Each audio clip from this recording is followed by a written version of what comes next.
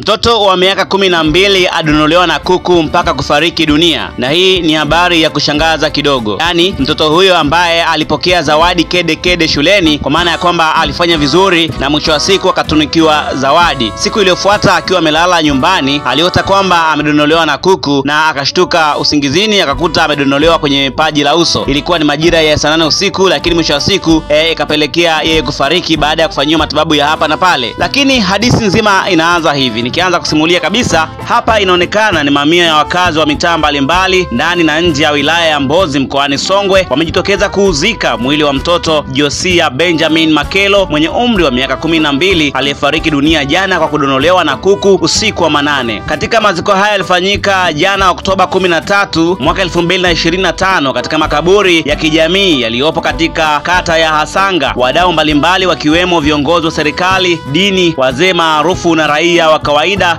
walishiriki maziko hayo. Imeelezwa kuwa chanzo cha kifo hicho ni mtoto huyo kudonolewa na kuku mara baada ya kutoka kwenye sherehe za kuhitimu darasa la 7 siku za hivi karibuni, na kusababisha kifo chake baada ya jitihada za matibabu na maombi kuweza kushindikana. Baba mzazi wa mtoto huyo Benjamin Makelo katika maziko hayo alishindwa kujizuia baada ya kushindwa kusimama, akisaidiwa na ndugu kumuinua katika kaburi hilo la mwanae. Rafael Mtafia, kiongozi wa mtaa na mwimbaji wa kwaya katika kanisa alilokuwa kisali marehemu huyo, amesema kifo hicho kimejawa na mshangao mkubwa kutokana na kudonolewa na kuku usiku wa saa 8. Alisimulia kwamba mtoto huyo alipotoka kupokea zawadi kwenye sherehe hizo za kuhitimu darasa la 7 usiku, wakati amelala aliota ndoto kuwa anadonolewa na kuku, na aliposhtuka alimueleza baba yake juu ya ndoto hiyo. Siku iliyofuata saa 7 usiku alishtuka kitandani baada ya kuku aliyomuota kumjia na kumdonoa katika paji la uso, na ilipofika asubuhi alianza kuugulia maumivu makali. Baada ya maumivu hayo kuzidi, alipelekwa hospitali ya wilaya iliyopo Viwawa na kufanyiwa vipimo ambavyo havikuonesha ugonjwa, na ndipo walipompeleka kanisani kufanyiwa maombezi. Amesema hivyo Mtafia ambaye pia ni balozi wa nyumba 10 katika mtaa huo. Amesema kuwa baada ya homa kuzidi wakampeleka hospitali ya rufaa mkoani Songwe ambako nako vipimo havikuonesha ugonjwa. Aidha, ameeleza kuwa baada ya hapo marehemu alirejeshwa nyumbani na alizidi kuumia huku jicho moja likiziba, na alianza kuharisha mfululizo, na ilipofika usiku wa saa 8 ya kuamkia jana alifariki dunia na amezikwa siku ya jana, na amezikwa siku ya leo, kwa maana ya kwamba ilikuwa ni jana. Na hapa anasimulia sasa shemasi. Mimi ni shemasi wa kanisa na ni balozi wa mtaa shina namba 2. Baba watoto ni mwalimu wa Sunday. Mtoto alikuwa mwimbaji na mwenye kuijua vyema Biblia. Tulijaribu kumuombea lakini ilishindikana. Kifo chake kimewashangaza wengi sana. Na hii ni hadithi ya ukweli yenye huzuni baada ya mtoto huyo kuweza kushinda zawadi mbalimbali, kuweza kutunikiwa zawadi, akarejea nyumbani na ilikuwa ni mahafali ya kidato cha 7. Mwisho wa siku akaota hiyo ndoto na hatimaye ndoto ikaja kuwa kweli na amefariki. Lakini wengi wakidai kwamba ni sumu ya kuku, wakiamini kwamba kuku wana sumu kali. Lakini vipi kuhusiana na ndoto? Je, wewe unafikiri haya yaliyotokea ni imani za kishirikina ama kweli ni ajali kama ajali nyingine, kwa maana ya kwamba labda amedonolewa na kuku mwenye sumu kali kama ilivyokuwa labda nyoka, ilivyokuwa mjusi, ilivyokuwa labda kwa nyuki na wengineo wadudu wenye sumu kali? Mimi ni Steven Kamil na hii ni Spruce Online TV. Hivyo basi usiache kusubscribe, kulike, comment na kushare ili uwe wa kwanza kupata update na makala.